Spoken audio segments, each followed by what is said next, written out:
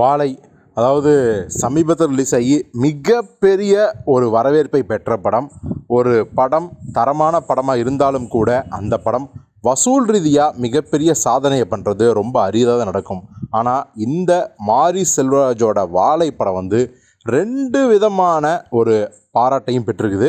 விமர்சன ரீதியாகவும் சரி, எல்லாருமே அந்த படத்தை பாராட்டி தள்ளிட்டாங்க.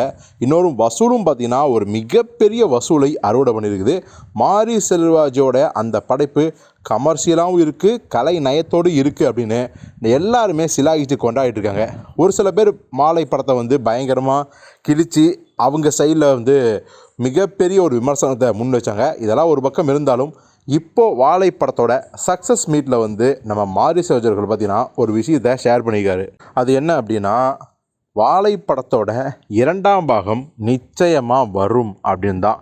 அதாவது வாழை படம் பார்த்தவங்க நிறைய பேர் அந்த உண்மை சம்பவத்துடன் தொடர்புடைய பல பேர் வந்து பார்த்திங்கன்னா மாரி மீது ஒரு விமர்சனம் வச்சாங்க. என்னென்னா, அந்த லாரி விபத்தின் போது இன்னும் மேலும் உயிர் சேதம் நடைபெறாமல் தடுத்தது அங்கிருந்த இஸ்லாமிய சகோதரர்கள் மற்றும் அந்த தேவர் சமூகத்தை சேர்ந்தவர்கள்.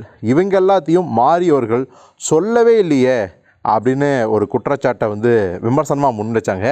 இப்போ அதை மென்ஷன் பண்ண மாறியவர்கள் என்ன சொன்னார்னா, கண்டிப்பாக இந்த விபத்து நடக்கும்போது இஸ்லாமியர்கள் வந்து பார்த்திங்கன்னா அவ்வளோ உதவி செஞ்சாங்க, அதை நான் மறக்கவே மாட்டேன்.